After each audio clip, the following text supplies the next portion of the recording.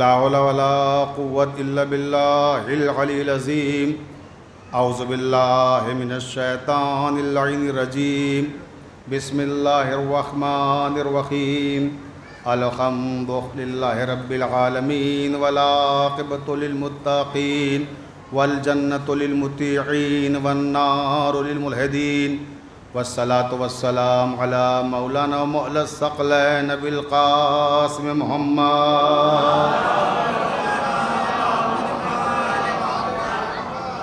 وآلہ الطیبین الطاہرین المعصومین المظلومین ولعنۃ اللہ علی اعدائہم اجمعین من لیلنا ھذا الی قیام یوم الدین اما بعد قال اللہ تبارک و تعالی فی کتابہ المبین بسم اللہ الرحمن الرحیم ان اللہ اصطفى آدم ونوحا وآل ابراہیم وآل عمران علی العالمین۔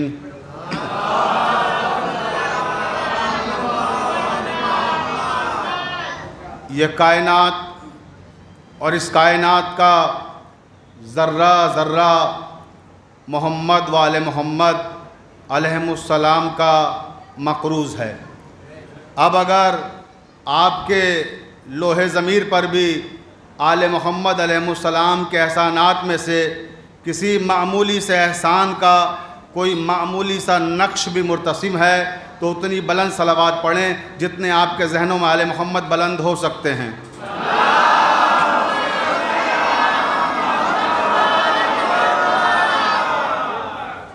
واجب الاحترام سامعین کرام، محبان اہل بیت علیہم السلام،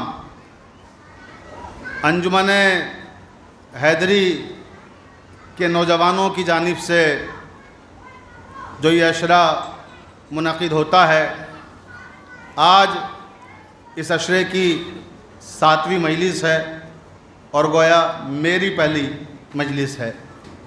مجھ سے قبل مفسر قرآن علامہ رئیس احمد جارچوی صاحب قبلہ، مجاہد ملت علامہ قاضی عسکری صاحب قبلہ، یہ سب بزرگان دین تھے جو مجالس کو خطاب کر رہے تھے۔ اب دشواری یہ ہے کہ وہ عظیم ترین علماء، ایک کارواں تھا علم کا، اور میں ایک معمولی سا طالب علم، یا لفظوں کو بدل کر یوں عرض کروں کہ وہ علم اور فکر کا ایک عظیم کارواں تھا جو مجھ سے پہلے اس منبر پر رواں اور دواں تھا، کہ وہ عظیم کارواں تھا علم اور فکر کا، اور میں گرد کارواں ہوں، لیکن خیال رہے کہ کارواں کی سمت کا اندازہ گرد سے ہوتا ہے۔ توجہ ہے؟ تو ان اللہ اصطفى آدم ونوحا وآل ابراہیم وآل عمران علی العالمین۔ میں نے جس آیہ مبارکہ کو سرنامہ کلام قرار دیا ہے وہ قرآن مجید کے تیسرے سورہ آل عمران کی 33ویں آیت ہے۔ پروردگار عالم ارشاد فرما رہا ہے کہ ان اللہ اصطفى آدم، اس کائنات میں سے اللہ نے آدم کو اصطفیٰ کیا، آدم کو چن لیا، ونوحاً، اور نوح کو چن لیا، وآل ابراہیم وآل عمران علی العالمین، اور آل ابراہیم کو چن لیا اور آل عمران کو چن لیا۔ یہاں آدم کو منتخب کیا مگر اولاد آدم کو نہیں، نوح کو منتخب کیا مگر اولاد نوح کو نہیں، اور یہاں پروردگار نے کہا کہ ہم نے آل ابراہیم کو منتخب کیا اور آل عمران کو منتخب کیا۔ آل ابراہیم کو تب منتخب کیا جب پہلے ابراہیم کو منتخب کیا، آل عمران کو تب منتخب کیا جب پہلے عمران کو منتخب کیا۔ یہاں آل کے ساتھ منتخب کیے گئے اور وہاں انفرادی طور پر منتخب کیے گئے۔ ان کی آل منتخب نہیں ہوئی. وجہ کیا تھی؟ وہاں آدم کی نسل میں ایسا بھی تھا جو بھائی بھائی کو قتل کر رہا ہے. توجہ ہے. اور وہاں نوح کے یہاں ایسا بھی تھا کہ باپ پکارتا رہا بیٹا آیا نہیں. بھئی توجہ فرمائے. تو آل کیسے منتخب ہو؟ آل وہاں منتخب ہوگی کہ جہاں سب بے عیب ہوں گے، جہاں عصمت کے حصار میں ہوں گے.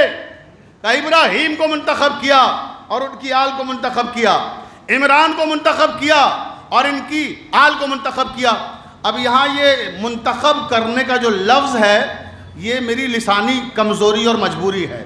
اسے ہمارے انجم بھائی زیادہ بہتر سمجھیں گے، صحافت کی دنیا سے وابستہ ہیں اور لسانیات کی باریکیاں سمجھتے ہیں. توجہ چاہتا ہوں کہ جو منتخب کرنا ہے، استفا اور انتخاب دونوں عربی کے ہیں. قبلہ یہاں موجود ہے، علماء یہاں موجود ہیں، افاضل حضرات یہاں موجود ہیں، لیکن دونوں میں فرق ہے استفا اور انتخاب میں. انتخاب کہتے ہیں کہ الیکشن کے ذریعے کسی کو منتخب کرنا، استفا کہتے ہیں سلیکشن کرنا. توجہ ہے. تو دونوں میں فرق ہے. تو یہاں انتخاب نہیں ہو رہا ہے، استفا ہو رہا ہے. اللہ چن رہا ہے.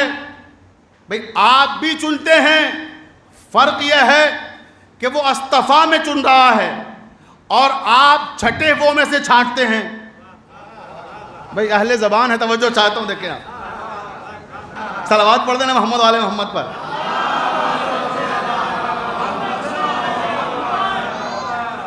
تو ان اللہ اصطفیٰ آدم، ہم نے آدم کو منتخب کیا، ہم نے نوح کو منتخب کیا. آدم پہ کوئی اختلاف نہیں، نوح پر کوئی اختلاف نہیں. وعلی ابراہیم، اور ہم نے ابراہیم کی آل کو منتخب کیا. ابراہیم اور ان کی آل پر کوئی اختلاف نہیں. وعلی عمران علی العالمین، ہم نے عمران کی آل کو سارے عالم میں سے منتخب کیا. اب یہاں اختلاف ہے.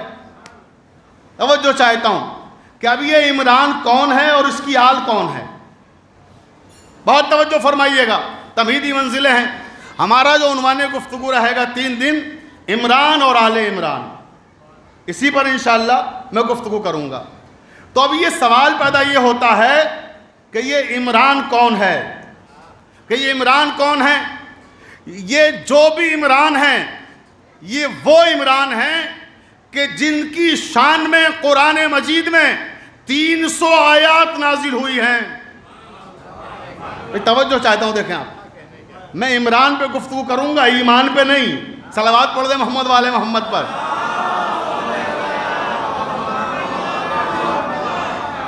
بھئی ایمان پہ گفتگو کرنے کی میری حیثیت نہیں ہے. توجہ ہے، میں عمران پہ گفتگو کر رہا ہوں کہ عمران کون ہے. پوری توجہ آخری آدمی تک کہ یہ عمران کو اختلافی کیوں بنایا گیا اور یہ ہے کون عمران. میں نے عرض کیا کہ 300 آیات اس عمران کی شان میں نازل ہوئی ہیں اور میں انشاءاللہ ان 3 دنوں میں ان 300 آیات کی نشاندہی کروں گا. توجہ چاہتا ہوں. بیان کرنا تو ممکن نہیں ہے کہ 300 آیات بیان کر سکوں 3 مجلسوں میں، لیکن نشاندہی ضرور کر دوں گا کہ کہاں کہاں پر کون کون سی آیات ہیں. پوری توجہ. مگر اب یہ سوال پیدا ہوتا کہ یہ عمران ہے کون. دراصل یہ جو عمران ہیں یہ ہیں مولائے کائنات حضرت علی ابن ابی طالب علیہ السلام کے والد گرامی قدر. لیکن اب یہ کیسے طے ہو کہ یہ وہی ہیں؟ بھئی وہی عمران ہے، یہ کیسے معلوم ہو؟ توجہ چاہتا ہوں. تاریخ میں 3 عمران بہت نامور گزرے ہیں. 3 عمران تاریخ میں بڑے نامور ہیں اور عالم اسلام کی عظیم ترین شخصیات میں شامل ہیں. پہلا عمران کون ہے؟ پہلے عمران ہیں حضرت موسیٰ علیہ السلام کے والد موسیٰ ابن عمران. تاریخ اسلام کے جو مشہور عمران ہیں ان میں پہلے عمران ہیں حضرت موسیٰ علیہ السلام کے والد گرامی قدر. دوسرے عمران جو تاریخ اسلام میں بڑے مشہور ہوئے وہ عمران ہیں حضرت مریم سلام اللہ علیہا کے والد گرامی قدر. مریم بنت عمران یعنی جناب عیسیٰ علیہ السلام کے نانا. دو عمران ہو گئے. اب تیسرے عمران ہیں جو تاریخ اسلام میں مشہور ہوئے اور جو عالم اسلام کی عظیم ترین شخصیات میں شامل ہیں، حضرت علی ابن ابی طالب کے والد گرامی قدر، یعنی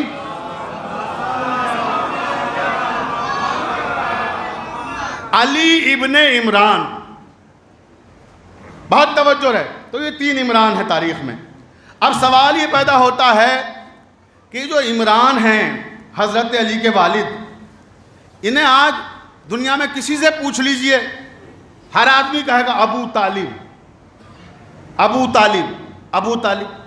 بہت سے ہمارے خود کے اپنے بچے بھی نہیں جانتے کہ عمران حضرت علی کے والد گرامی قدر ہیں، ان کا نام عمران ہے. توجہ رہے. اور یہ بھی نہیں جانتے یہ جو سورہ آل عمران ہے یہ حضرت علی کے والد گرامی قدر کی شان میں نازل ہوا ہے. توجہ ہے. دراصل اسی وجہ سے سازشن حضرت ابو طالب مشہور کیا گیا حضرت عمران کا نام، تاکہ جب قاری قرآن تلاوت کرے سورہ آل عمران کی تو اس کے ذہن میں یہ عمران نہ آنے پائے. بہت توجہ ہے کہ یہ عمران ذہن ہی میں نہ آنے پائیں. ابو طالب اتنا مشہور کر دیجئے. بھئی ابو طالب کیا ہے؟ عربوں کا دستور تھا، بلکہ یہ عرض کروں کہ عربوں کی تہذیب تھی، ان کی ثقافت تھی، ان کا تمدن تھا کہ گھر میں جب کوئی بیٹا یا بیٹی پیدا ہوتی تھی تو اسی بچے کے نام سے ماں باپ کو موسوم کرتے تھے اور وہ کہلاتی تھی کنیت. مثلا یہاں طالب پیدا ہوئے تو یہ ابو طالب کہلائے. بھئی توجہ فرمائے. 4 بیٹے ہیں نا حضرت ابو طالب کے. طالب ہیں، جعفر ہیں، عقیل ہیں اور امام علی ہیں. تو سب سے بڑے طالب، جب طالب پیدا ہوئے اس دن سے ابو طالب بنے. تو پھر اس سے پہلے کیا تھے؟ بھئی توجہ چاہ رہا ہوں نا، بہت توجہ. بھئی پھر ابو طالب سے پہلے کیا تھے؟ عمران. ابو طالب سے پہلے کیا تھے؟ عمران. اب یہ کیسے ظاہر ہو کہ یہ سورہ آل عمران انہی عمران کی شان میں آیا ہے؟ توجہ چاہتا ہوں. اب سنیے آپ کہ یہ کیسے ظاہر ہوگا کہ یہ وہی عمران ہیں جن کے لیے سورہ آل عمران آیا. اور سورہ آل عمران میں 200 آیتیں ہیں. ان 200 آیتوں میں کہیں بالواسطہ اور کہیں براہ راست کبھی ابو طالب کے فضائل پڑھے گئے، کبھی اولاد ابو طالب کے فضائل پڑھے گئے. توجہ چاہتا ہوں. اب آئیے عزیزان محترم کہ یہ کیسے ظاہر ہو کہ یہی وہ عمران ہیں. تو میں نے عرض کیا تاریخ میں 3 عمران گزرے ہیں اور اللہ نے کہا ان اللہ اصطفیٰ آدم و نوحًا وآل ابراہیم وآل عمران علی العالمین. ہم نے عمران کی آل کو قیامت تک کے لیے منتخب کیا ہے. توجہ چاہ رہا ہوں. ہم نے عمران کی آل کو قیامت تک کے لیے منتخب کیا. اب آئیے پہلا عمران حضرت موسیٰ کے والد. اب ہمیں وہ عمران چاہیے کہ جس کی نسل قیامت تک باقی رہے. توجہ چاہتا ہوں. دیکھیں اس عمران کی تلاش ہے، اسی کی شان میں سورہ آل عمران ہے. پہلا عمران جناب موسیٰ کے والد. موسیٰ علیہ السلام اپنے باپ کے اکلوتے بیٹے. توجہ رہے. اور موسیٰ کے اکلوتی بیٹی پیدا ہوئی جس کا نام ہے خرطوم. خرطوم لاولد مر گئی تو اس عمران کی نسل وہیں ختم ہو گئی. توجہ چاہتا ہوں. اس عمران کی نسل خرطوم پہ ختم ہو گئی. اب دوسرا عمران کون ہے؟ جناب عیسیٰ کے نانا مریم کے والد. مریم اپنے باپ کی عمران کی ایک بیٹی. اس عمران کے ایک بیٹی ہوئی مریم نام ہے. مریم کے ایک بیٹا وہ عیسیٰ نام ہے. عیسیٰ نے شادی نہیں کی. توجہ چاہتا ہوں. عیسیٰ نے شادی نہیں کی لہذا نسل وہیں رک گئی. اب ہمیں وہ عمران چاہیے جس کی نسل قیامت تک قائم رہے.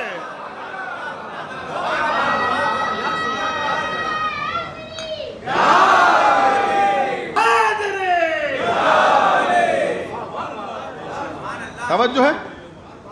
تو وہ عمران چاہیے کہ جس کی نسل قیامت تک قائم رہے.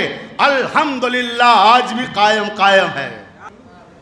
اب عزیزان محترم پھر قرآن نے کہا کہ ہم نے 4 کو منتخب کیا، ان میں عمران شامل ہیں. پھر اعلان کیا کہ ہم نے 4 لوگوں کے اعمال اور افعال کو اپنا فعل قرار دیا. اللہ کہہ رہا ہے کہ 4 لوگ ایسے ہیں کہ جن کا فعل میرا فعل ہے. ضمانت لے رہا ہے قرآن میں کہ 4 شخصیتیں ہیں اس کائنات میں کہ جو فعل انجام دیں گی گویا وہ میرا فعل ہے. پہلی شخصیت کا اعلان کیا سورہ انفال میں، وَمَا رَمَيْتَ إِذْ رَمَيْتَ وَلَٰكِنَّ اللَّهَ رَمَىٰ.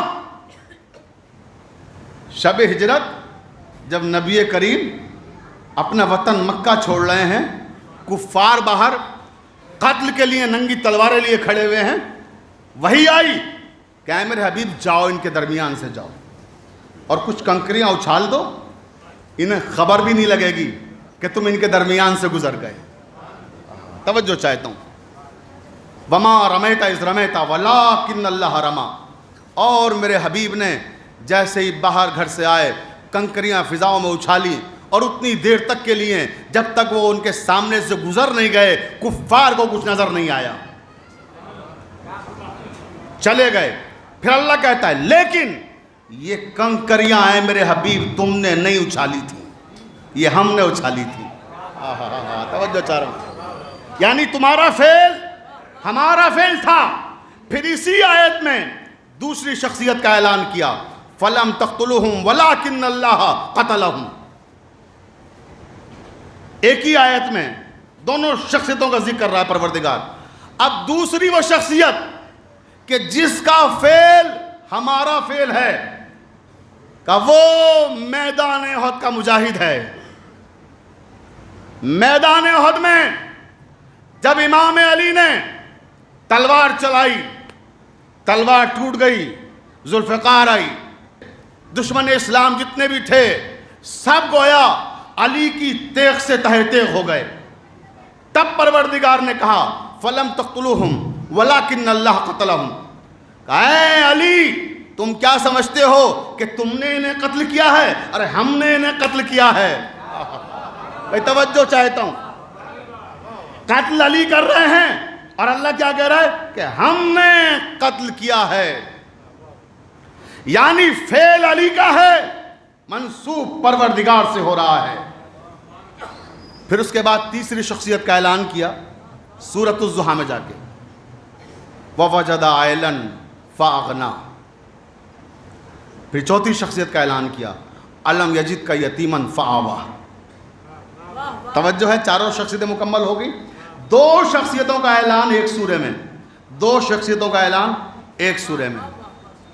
أَلَمْ يَجِدْكَ يَتِيمًا فَآوَىٰ. اے محمد جب تم یتیم تھے تو ہم نے تمہاری پرورش کی. توجہ چاہیے، زمانہ کیا سمجھے گا کہ سرکار ابو طالب کیا ہیں. عظمتوں کا وہ آسمان ہے ابو طالب کہ جن کے فعل کو پروردگار اپنا فعل کہہ رہا ہے. صلوات پڑھ دے محمد و آل محمد پر.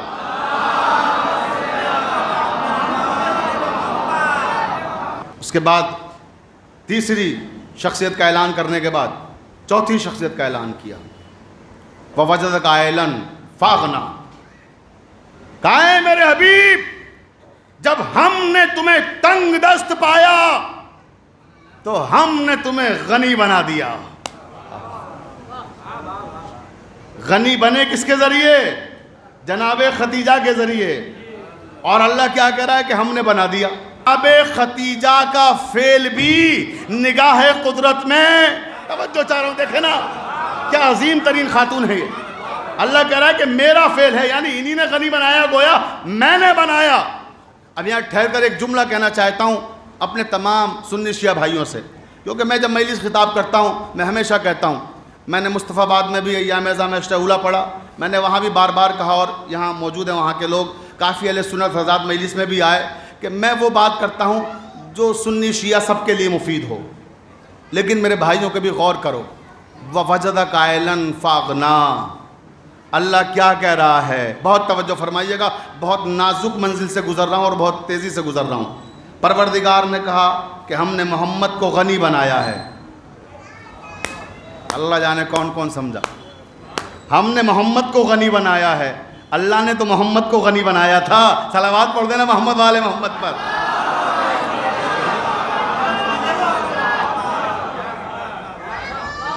تو آپ نے دیکھا یہ ہے عظمتوں کا آسمان، جن کے لیے 300 آیات ہیں قرآن مجید میں۔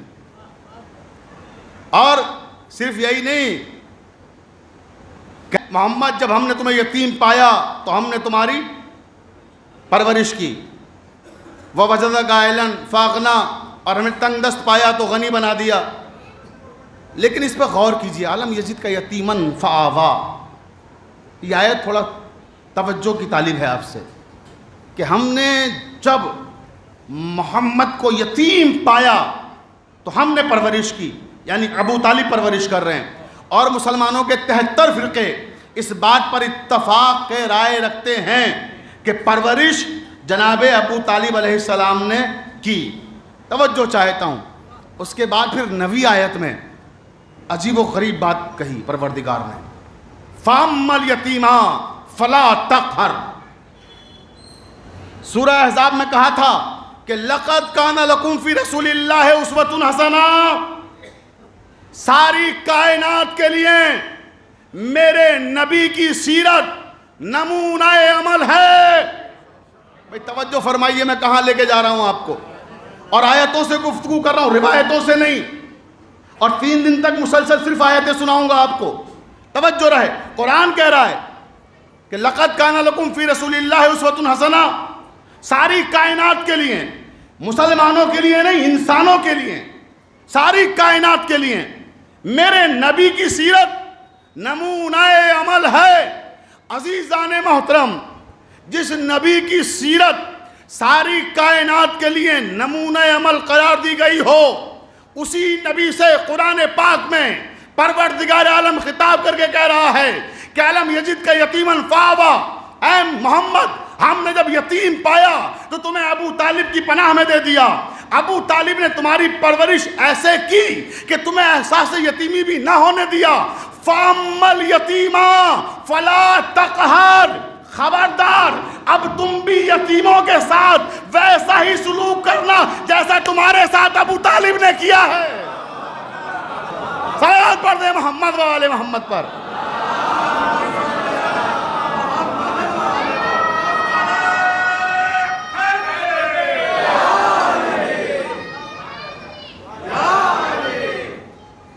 بلند ترین صلوات ارشاد فرمائیں۔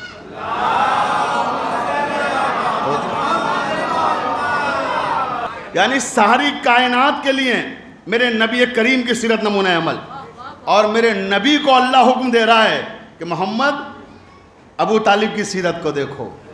توجہ چاہتا ہوں، اور محمد صلی اللہ علیہ وآلہ وسلم نے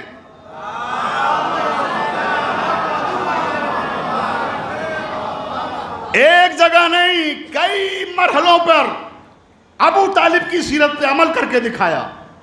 وَمِنَ النَّاسِ مَن يَشْرِي نَفْسَهُ ابْتِغَاءَ مَرْضَاتِ اللَّهِ وَاللَّهُ رَءُوفٌ بِالْعِبَادِ۔ پروردگار نے ارشاد فرمایا کہ کچھ لوگ ایسے بھی ہیں کہ جو اپنا نفس بیچ دیتے ہیں اور ہماری رضا خرید لیتے ہیں۔ توجہ، اور اللہ ایسے لوگوں پر بڑا مہربان ہے۔ یہ شب ہجرت کی آیت ہے۔ جب یہ آیت نازل ہوئی تو ہوا کیا تھا؟ پیغمبر اسلام نے اپنے بستر پر علی کو سلایا تھا۔ توجہ چاہتا ہوں، اور میں کہوں گا یا رسول اللہ، یہ آپ نے امام علی ہی کو اپنے بستر پہ کیوں سلایا؟ بہت سارے جانثار ہیں، بہت سارے اصحاب ہیں، کسی کو سلا دیتے۔ بھئی توجہ رہے، لیکن علی ہی کیوں؟ کیونکہ پیغمبر اسلام کے سامنے سن 7 بعثت میں ابو طالب کی قائم کی ہوئی ایک سنت تھی۔ توجہ رہے، سن 7 بعثت میں ابو طالب نے ایک سنت قائم کی تھی۔ اس سنت کو عملی جامہ پہنایا رسالت مآب نے۔ وہ سنت کیا تھی؟ سن 7 بعثت اور چاند رات تھی۔ چاند رات میں اہل مکہ نے سرکار ابو طالب اور اولاد ابو طالب کو مکے سے بے دخل کیا تھا، جلا وطن کیا تھا، شیب ابی طالب میں جا کے پناہ لی تھی۔ توجہ رہے، سن 7 بعثت ہجری سے پہلے دراصل بعثت چلتا تھا، توجہ نا، ہجرت کرنے کے بعد ہجری سن کا آغاز ہوا، اس سے پہلے بعثت، جب وحی کا آغاز ہوا، توجہ، پہلی وحی آئی ہے، اقرا باسم ربک الذی خلق، جب پہلی وحی آئی، جب بات آگئی تو ایک جملہ سنتے جائیں، توجہ چاہتا ہوں، عظمت ابو طالب کا اندازہ لگائیں۔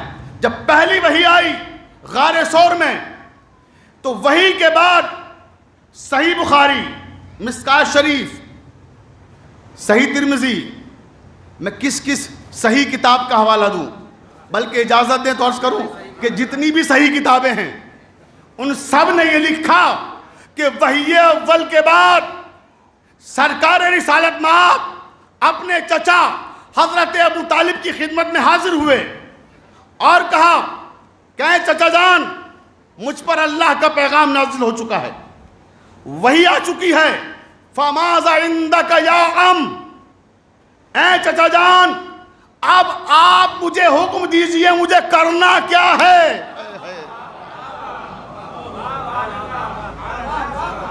عظمت ابو طالب دیکھیں کہ وحی کے بعد چچا کے پاس آگے کہہ رہے ہیں فَمَاذَا عِندَكَ يَا عَمْ، اے چچا جان مجھے حکم دیجئے اب کرنا کیا ہے۔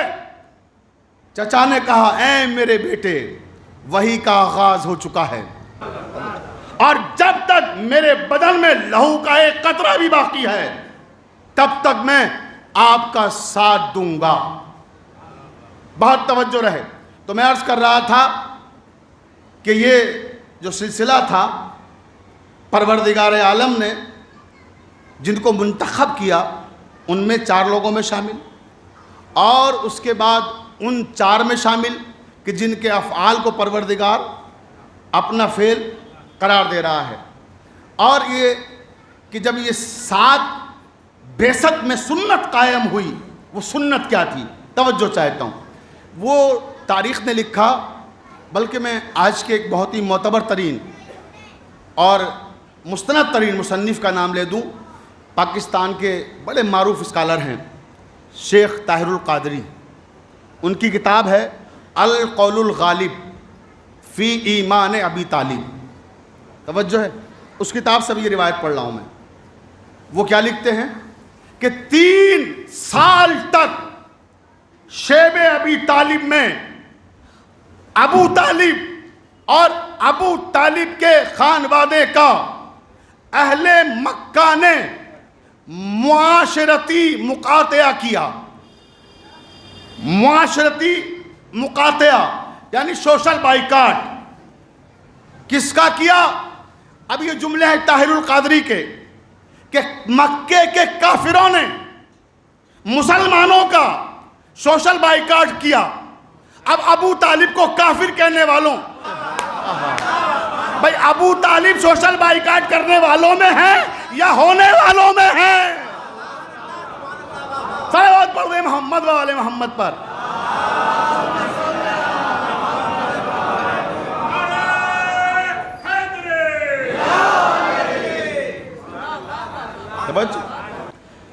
وہ سنت یہ قائم کی کہ 3 سال تک مسلسل مولائے کائنات علی ابن ابی طالب کے بستر پر رسالت مآب کو سلاتے رہے، رسالت مآب کے بستر پر حضرت علی کو سلاتے رہے۔ میں کہوں گا اے ابو طالب، علی تو بچے ہیں، اس وقت بچے تھے، علی سب سے چھوٹے ہیں اولاد ابو طالب میں، بھئی اگر سلانا ہے تو پھر جعفر کو سلائیے، طالب کو سلائیے، یہ بڑے ہیں، عقیل کو سلائیے، لیکن یہ علی کو کیوں سلا رہے ہیں؟ بھئی اگر قداور آدمی چاہیے، بڑا چاہیے، تو سب سے بڑے تو طالب ہیں جو موقع پہ موجود ہیں۔ کوئی جھوٹی سے جھوٹی روایت بھی نہیں دکھا سکتے. ایک دن نہیں، 2 دن نہیں، 3 دن نہیں، 3 سال تک لگاتار، 3 سال تک مسلسل اگر رسول کے بستر پر کسی کو سلایا تو صرف علی کو، صرف علی کو، جبکہ بچے ہیں، چھوٹے ہیں، مگر علی کو. کیوں؟ کیونکہ ایک سنت قائم کرنا تھی کہ نبی کے بستر پر نہ جعفر آ سکتے ہیں، نہ طالب آ سکتے ہیں، نہ عقیل آ سکتے ہیں. کیوں؟ کیونکہ یہ معصوم نہیں ہیں. یعنی معصوم کے بستر پر معصوم آئے گا. 7 بعثت میں جو سنت ابو طالب نے قائم کی تھی، شب ہجرت پھر اسے اپلائی کیا رسالت مآب نے کہ معصوم کے بستر پر معصوم آئے گا. صلوات پڑھ دیں محمد و آل محمد پر.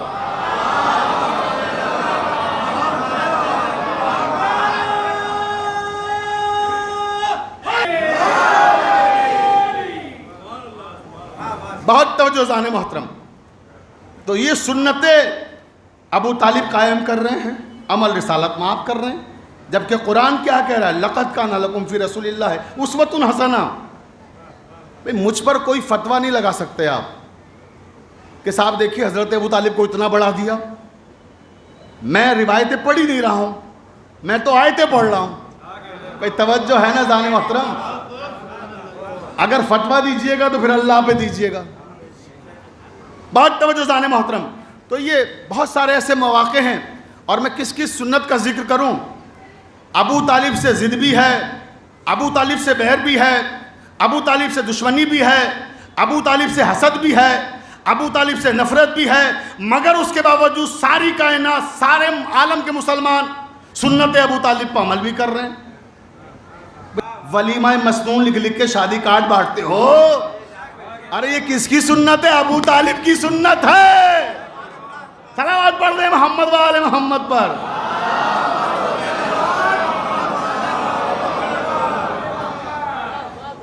بھئی یہ سارے مسلمان میرے برادران اسلامی جس سنت پہ عمل کر رہے ہیں، پیغمبر اسلام کی سنت نہیں ہے، یہ سنت ابو طالب ہے. حضرت ابو طالب نے پہلا ولیمہ کیا ہے تاریخ اسلام کا. اب یہ موقع نہیں ہے، نہ میرا موضوع ہے کہ میں اس پہ گفتگو کروں، ورنہ وہ بھی ہسٹوریکل چیز ہے. جناب ابو طالب نے جو ولیمہ کیا ہے وہ 3 دن مسلسل کیا ہے. آپ ولیمہ کرتے ہیں ایک وقت کا، اسی میں کمر ٹیڑھی ہو جاتی ہے، توجہ ہے نا. اور حضرت ابو طالب نے 3 دن ولیمہ کیا تھا. اور سنیے، معتبر تاریخوں سے پڑھ رہا ہوں، جس کا جی چاہے حوالہ مجھ سے مانگ لے. میں عرض کر رہا تھا ولیمے کی بات کہ آپ نقش حیرت بن کے دیکھیں گے. ولیمہ 3 دن کا ابو طالب نے کیا تھا، اور تاریخ عالم و آدم میں آج تک ایسا ولیمہ ہی نہیں ہوا.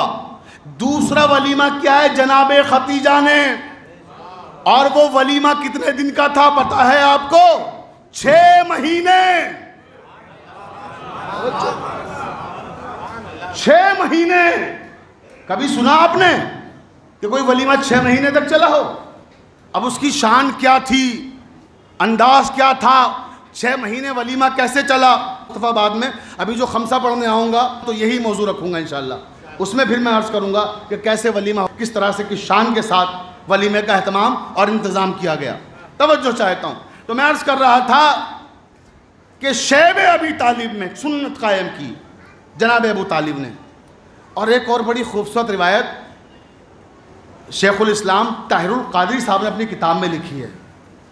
میں چاہتا ہوں میرے برادران اسلامی اہل سنت والجماعت حضرات بھی، یہ آن لائن پروگرام بہت سے چینلوں پہ آ رہا ہے، وہ دیکھ رہے ہیں، اور ویسے بھی میرے چاہنے والے سب کو معلوم ہے کہ کس کس چینل پہ آ رہا ہے.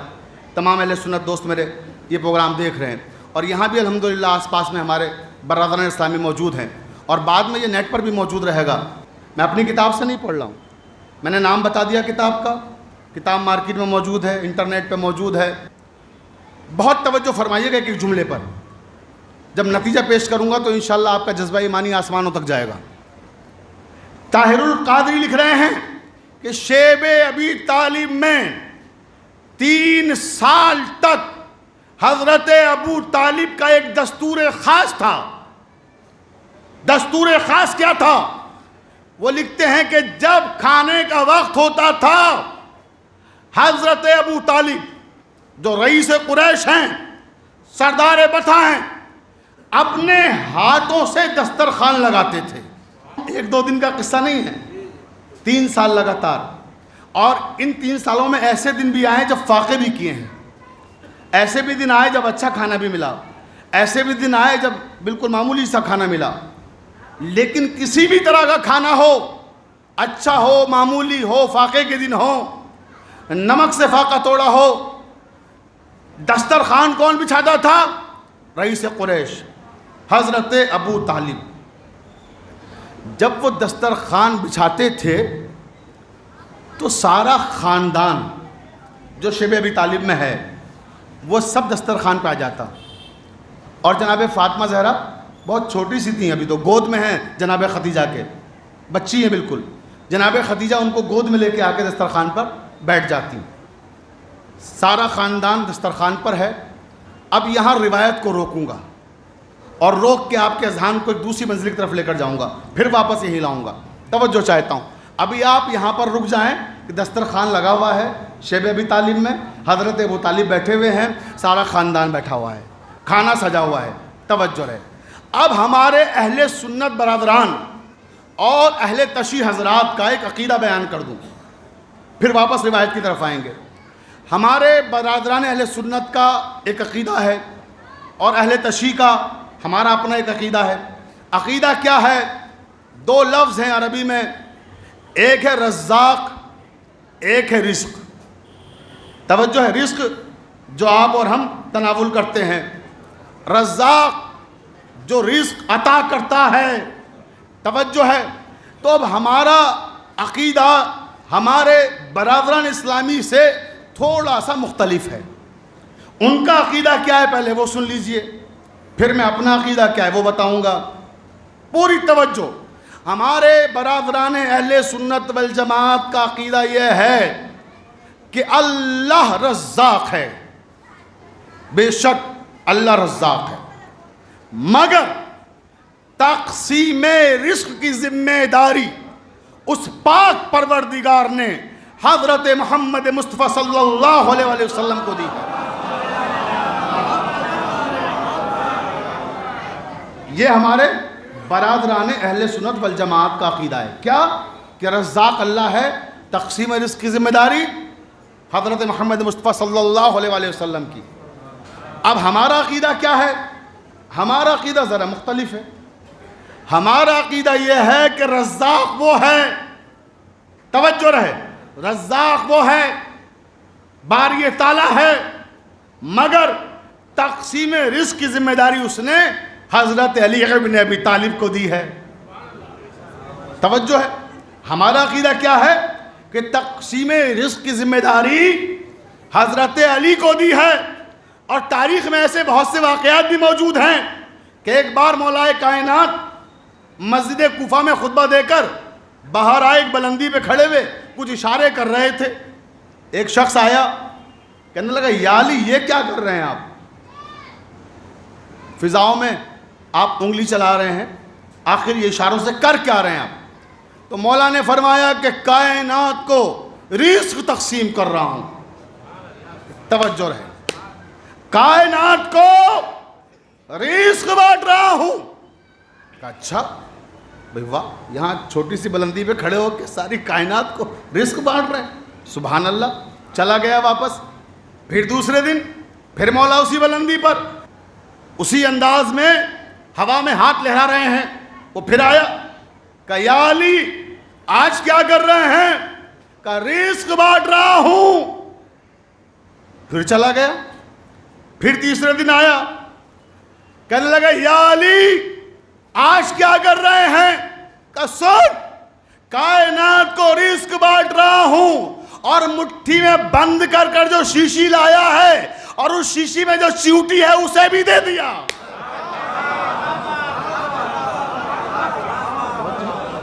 سلامات پڑھ دینا محمد والے محمد پر۔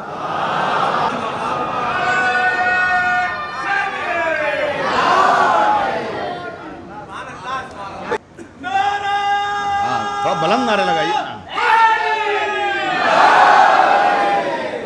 اب لگا کہ حیدری حال میں نعرہ بلند کیا ہے آپ نے، ورنہ مصطفیٰ آباد والوں نے نعروں کا اتنا عادی بنا دیا ہے.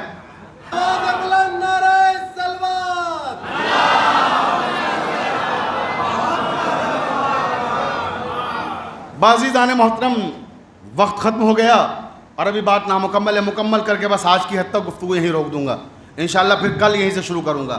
مولا نے کیا فرمایا؟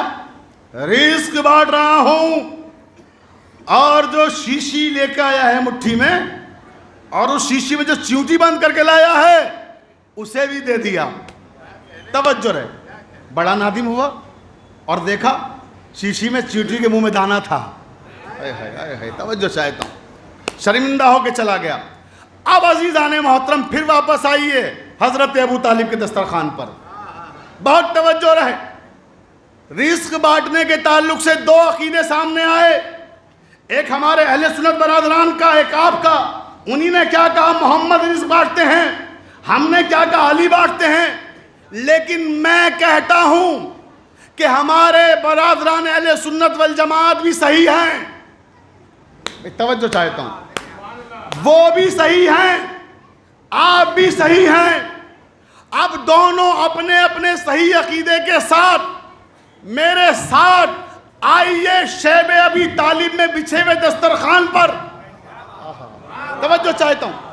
اب یہاں سے پھر شیخ الاسلام علامہ طاہر القادری تحریر فرماتے ہیں کہ 3 سال تک بچھنے والے اس دسترخوان کا طریقہ یہ تھا کہ حضرت ابو طالب پہلا لقمہ دسترخوان سے پہلا لقمہ اٹھا کر رسالت مآب کے دہن میں دیتے. توجہ چاہتا ہوں. دوسرا لقمہ اٹھا کر علی ابن ابی طالب کے دہن میں دیتے. اور جب محمد اور علی دونوں سیر ہو جاتے، یہ کتنے دن تک ہوا؟ 3 سال. 3 دن نہیں، 3 سال لگاتار یہی ہوتا رہا. اب مسلمانوں کا عقیدہ کیا ہے؟ پوری توجہ، کہ ساری کائنات کو رزق محمد بانٹتے ہیں. ہمارا عقیدہ کیا ہے؟ کہ ساری کائنات کو رزق علی بانٹتے ہیں. میں نے کہا وہ بھی صحیح، آپ بھی صحیح. اب سنیے میرا جملہ، پوری توجہ، آپ کا ذوق ایمانی آسمانوں تک جائے گا. ساری کائنات کو جو رزق بانٹے وہ یا تو محمد ہے یا علی ہے.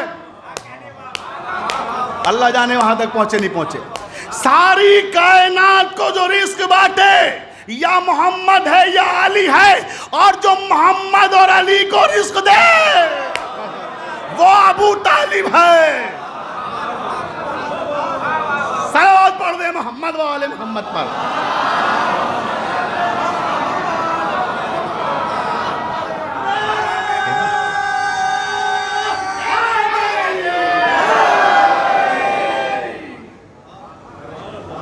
ساری کائنات کو جو رزق بانٹے اسے اسلامی دنیا میں یا تو محمد مصطفیٰ صلی اللہ علیہ وسلم کہتے ہیں یا علی مرتضیٰ علیہ السلام کہتے ہیں. لیکن جس کے دسترخوان سے ان دونوں کو رزق ملے اسے ابو طالب کہتے ہیں. یہ ہزاروں سلام حضرت ابو طالب پر. بس اب گفتگو آج کی حد تک یہیں روک رہا ہوں، اور جہاں گفتگو چھوڑی ہے کل اسی دسترخوان سے گفتگو آگے بڑھاؤں گا. اور 3 دن تک انشاءاللہ میں نے جیسا کہ وعدہ کیا ہے مسلسل آیتوں سے گفتگو کروں گا، روایتوں سے نہیں. اور حضرت ابو طالب کی عظمت بیان کرنا ہے. ایمان کی نہ میری اوقات ہے نہ میری حیثیت ہے. صرف قرآن سے حضرت عمران یعنی حضرت ابو طالب کی عظمت پر گفتگو کریں گے. آج کی حد تک اب میں بیان یہی روک رہا ہوں کیونکہ دامن وقت میں اب گنجائش نہیں ہے. تقریباً 1 گھنٹہ ہو چکا ہے مجھے، اور جو فرمائش آئی ہے میرے پاس مصائب کے سلسلے میں وہ حضرت قاسم کی ہے کہ آج یہاں حضرت قاسم علیہ السلام کا تابوت برآمد ہوگا.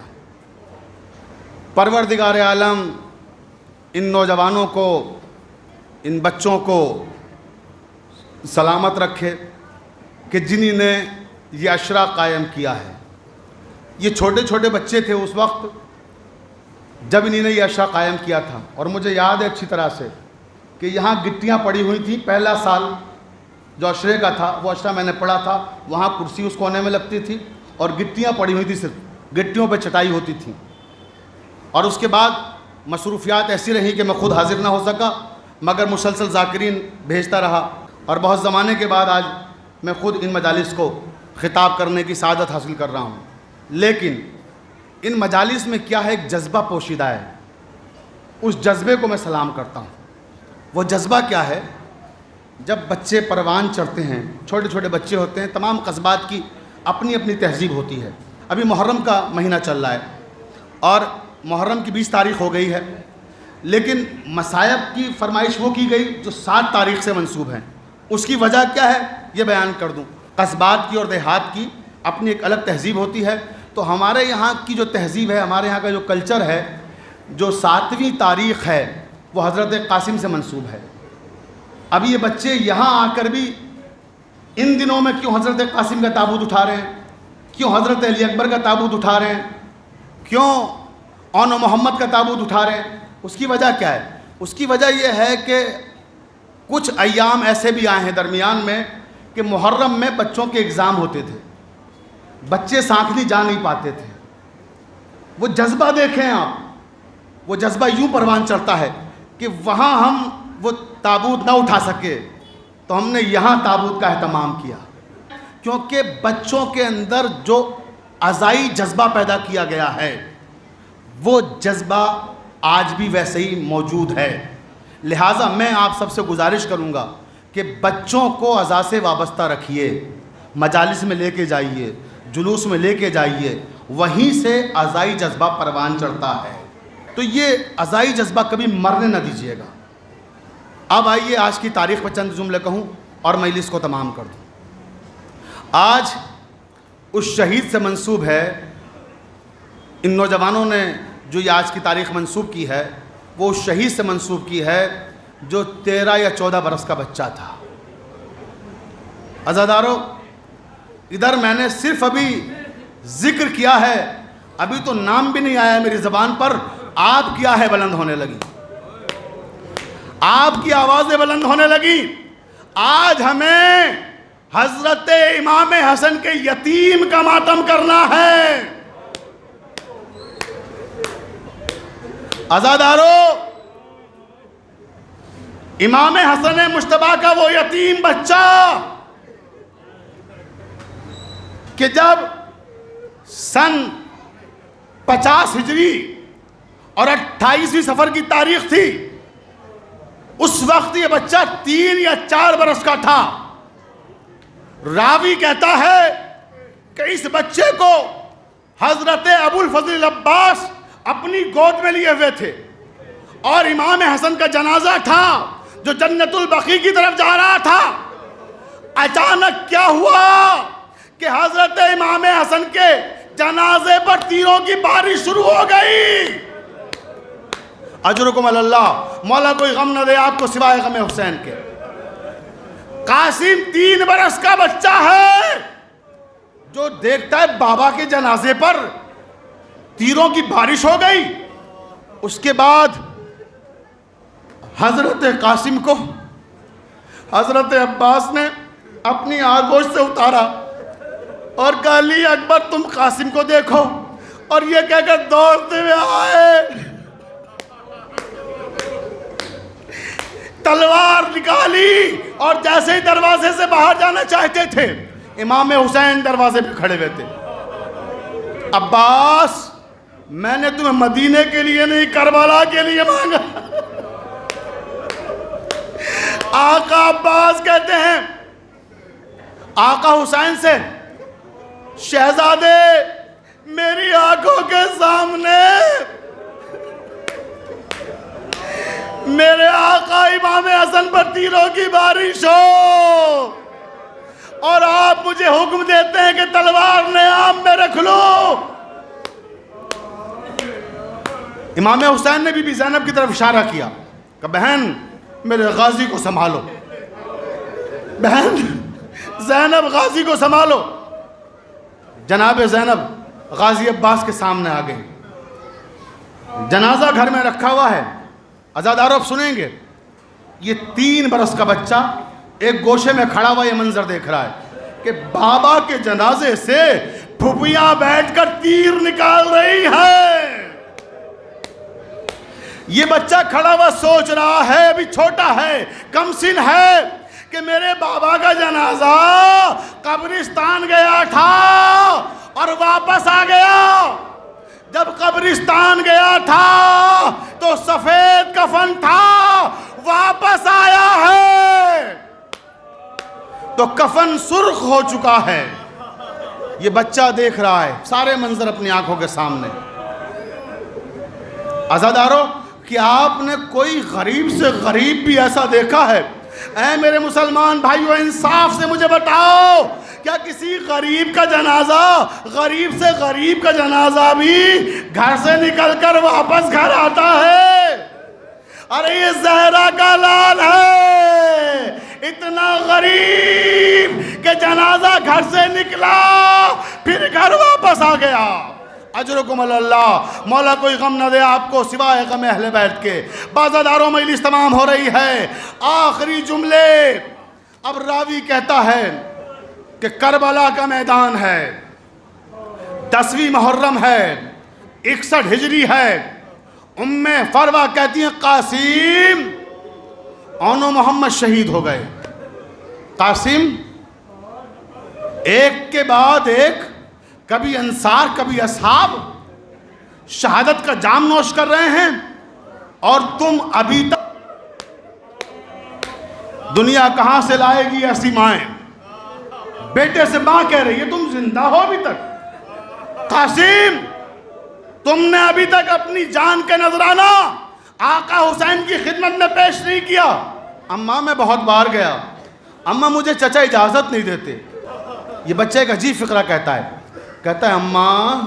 اماں مجھے یاد ہے جب میں 3 برس کا تھا، میرے بابا کا جنازہ گھر سے باہر نکلا، قبرستان گیا، قبرستان سے گھر آیا. اماں جنازے میں تیر لگے ہوئے تھے. اماں مجھے یاد ہے کفن سرخ ہو گیا تھا.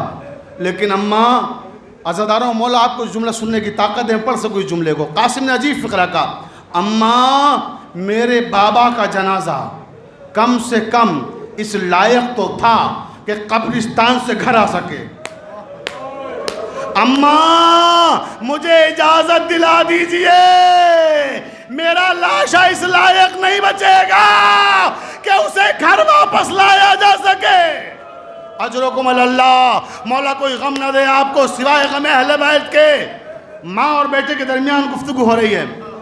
قاسم اچھا مجھے اتنا بتاؤ، جب تم جاتے ہو تو آقا حسین تم سے کہتے کیا ہیں؟ اماں مجھے گلے سے لپٹاتے رونے لگتے ہیں اور کہتے ہیں میرے حسن کی نشانی ہو، میرے بھیا حسن مجتبیٰ کی نشانی ہو. قاسم تمہیں کیسے اجازت دوں؟ اماں جب جاتا ہوں لپٹ کے رونے لگتے ہیں. کہتی ہیں قاسم مجھے تمہارے بابا کی ایک وصیت یاد آ رہی ہے. بآخری جملے مجلس تمام ہو گئی. مجھے تمہارے بابا کی ایک وصیت یاد آ رہی ہے. اماں کون سی وصیت؟ کہ بیٹا تمہارے بابا نے کہا تھا جب مصیبت کا وقت آئے تو ایک تعویذ شہادت سے پہلے آپ کے بازو میں باندھا تھا اور کہا تھا اس تعویذ کو کھول لوں جب کبھی مصیبت کی گھڑی آئے. تو اے قاسم اس سے بڑی مصیبت کی گھڑی اور کون سی ہوگی؟ لاؤ تعویذ کھولتے ہیں. تعویذ کھولا اور اب جو تعویذ کھولا تو کیا دیکھا کہ امام حسین کے نام امام حسن کا خط تھا. لکھا تھا اے میرے بھیا میرا سلام قبول کیجئے، کربلا کے میدان میں تو نہ ہوں گا لیکن میری طرف سے میرے بیٹے قاسم کو اجازت دے دیجئے گا، میری طرف سے قاسم کی قربانی قبول کر لیجئے گا. اجرکم اللہ. بھائی یہ خط لے کر حضرت قاسم امام حسین کی خدمت میں آئے. روایت کے فقرے ہیں جیسے ہی یہ خط دیکھا خط کو چوما، قاسم کو لپٹایا. ہائے میرا قاسم، قاسم اب تو ہم مجبور ہو گئے، جاؤ تمہیں اجازت دی. عزاداران مظلوم کربلا بقاسم میدان میں آ گئے. آخری فقرہ مجلس تمام ہو گئی. جب میدان میں آئے ارزق کو شکست دی اور اب وہ منزل آئی کہ جب دشمن کا لشکر قاسم پر ٹوٹ پڑا اور قاسم کا لاشا پامال ہو گیا. جب لاشا پامال ہو رہا تھا تو قاسم پکار رہے تھے چچا مدد کو آئیے, یا اماں حاضرکنی, یا اماں حاضرکنی, اے چچا میری مدد کو آئیے, اے چچا میری مدد کو آئیے. اب جو امام پہنچے مقتل میں تو کیا دیکھا کہ کچھ نظر نہیں آتا. بس آخری فقرہ مجلس تمام ہو گئی. اب جس کا جی چاہے پرسہ دے ام فروا کو قاسم کا, جس کا جی چاہے پرسہ دے امام حسن مجتبیٰ کو قاسم کا. بآخری جملہ مقتل میں حسین کھڑے ہوئے ہیں, کہتے ہیں قاسم قاسم مجھے کچھ نظر نہیں آ رہا ہے. بیٹا میری آنکھوں کی بینائی رخصت ہو گئی. قاسم ہمیں کچھ دکھائی نہیں دے رہا ہے. بیٹا ہماری آواز پہ لبیک کہو. قاسم قاسم تمہارا چچا تمہیں پکار رہا ہے. کوئی آواز نہیں آئی, کوئی لبیک نہیں. امام نے پھر کہا قاسم قاسم تمہارا چچا تمہیں پکار رہا ہے, میری آواز پہ لبیک کہو. کوئی آواز نہیں آئی. بآخری جملہ عزاداران مظلوم کربلا راوی کہتا ہے کہ امام نے فرمایا قاسم میں حسین ابن علی میں تمہارا امام, میں امام وقت بن کے حکم دیتا ہوں, میری آواز پہ لبیک کہو. راوی کہتا عرض کربلا پر قاسم کی لاش کے ٹکڑے ہواؤں میں بلند ہونے لگے.